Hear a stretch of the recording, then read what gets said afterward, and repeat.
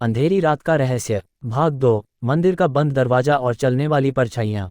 बरवाली लौटने के बाद दिनेश को महसूस हो रहा था कि सब कुछ वैसा ही है जैसा उसने छोड़ा था। वही संकरी गलियाँ, वही पुरानी हवेलियाँ और वही बालाजी मंदिर। लेकिन एक चीज़ बदल गई थी, गांव का माहौल। एक अनकही बेचैनी हर तरफ फैली हुई थी। रात का पहला इशारा। गांव पहुंचते ही दिनेश सीधे बालाजी मंदिर की ओर बढ़ा। मंदिर का मुख्य द्वार बंद था, लेकिन उसे दरवाजे के नीचे से हल्की रोशनी छनकर बाहर आती दिखाई दी। ये कैसे संभव है, उसने सोचा। मंदिर के कपाट हर दिन सूर्यास्त के बाद बंद कर दिए जाते थे और अंदर कोई नहीं रुकता था। लेकिन अगर ऐसा था तो फिर यह रोशनी कहाँ से आ रही थी?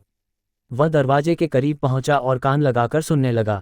पहले कुछ नहीं सुनाई दिया, लेकिन फिर उसे वही फुसफुसाहटें सुनाई दी जो उसने बचपन में सुनी थीं।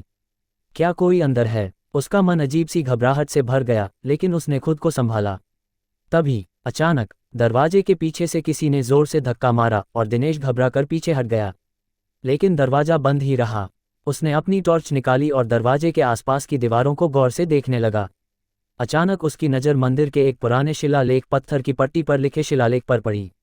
वह धूल और काई से ढका हुआ था, लेकिन जब उसने उसे साफ किया तो वही प्रतीक उभर आया जो जयपुर के अभिलेखागार में मिले ताम्रपत्र पर था। 3 समांतर रेखाएं और एक त्रिकोण। दिनेश ने शिलालेख को पढ़ने की कोशिश की। संस्कृत में लिखा था, अग्नि के बिना सत्य प्रकट नहीं होता। जो भीतर देखना चाहता है उसे पहले अतीत को जलाना होगा। ये पढ़ते ही दिनेश के दिमाग में एक झटका सा लगा। अतीत को जलाना होगा, इसका क्या मतलब हो सकता है? गांव के पुजारी की चेतावनी। अगली सुबह दिनेश गांव के सबसे बुजुर्ग व्यक्ति पंडित हरिदत्त जी के पास गया। वे बालाजी मंदिर के मुख्य पुजारी भी थे। पंडित जी, मैं बचपन से इस मंदिर के रहस्यों को जानने की कोशिश कर रहा हूँ। कल रात मुझे मंदिर के दरवाजे से अजीब आवाज़ें आईं और फिर मैंने वहां एक शिलालेख देखा जिस पर कुछ लिखा था, अतीत को जलाना होगा। इसका क्या मतलब है? पंडित हरिदत्त ने गहरी सांस ली और धीरे से बोले, तुम्हें ये सब नहीं जानना चाहिए बेटा। कुछ सच ऐसे होते हैं जो जितना छिपे रहें उतना ही अच्छा होता है।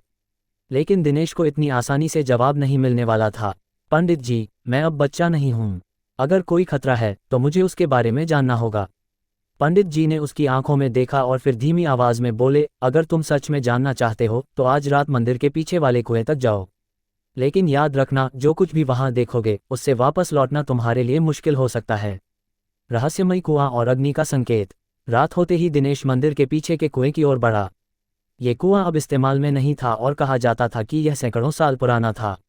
गांव में इसे लेकर कई कहानियां थी। कुछ लोग कहते थे कि इसके अंदर रहस्यमयी शक्तियां हैं, तो कुछ का मानना था कि इसके अंदर कोई पुराना श्राप छिपा है। कुएं के पास पहुंचते ही उसे एक अजीब सी ठंडक महसूस हुई। हवा बिल्कुल बंद थी, लेकिन कुएं से हल्की हल्की धुंध निकल रही थी। अचानक कुएं की भीतर से एक हल्की सी रोशनी चमकी। दिनेश चौकन्ना हो गया। क्या कुएं के अंदर कोई है? वह धीरे धीरे कुएं के किनारे पहुंचा और नीचे झांकने लगा। उसकी टॉर्च की रोशनी कुएं के पानी से टकराकर लौट आई, लेकिन तभी सामने कुएं की दीवार पर वही प्रतीक बना हुआ था, 3 समांतर रेखाएं और एक त्रिकोण। दिनेश समझ गया कि यह सब सिर्फ एक संयोग नहीं है। लेकिन इससे पहले कि वह कुछ और सोच पाता, कुएं के पानी में एक तेज चमकदार लौ उठी और फिर तुरंत ही बुझ गई। अग्नि के बिना सत्य प्रकट नहीं होता। दिनेश को शिलालेख की बात याद आई। क्या उसे इस रहस्य को उजागर करने के लिए किसी तरह की अग्नि जलानी होगी? लेकिन सवाल यह था कि कहाँ और कैसे? जारी अगले भाग में कुएं के अंदर छिपा द्वार और सदियों पुरानी साजिश का पर्दाफाश।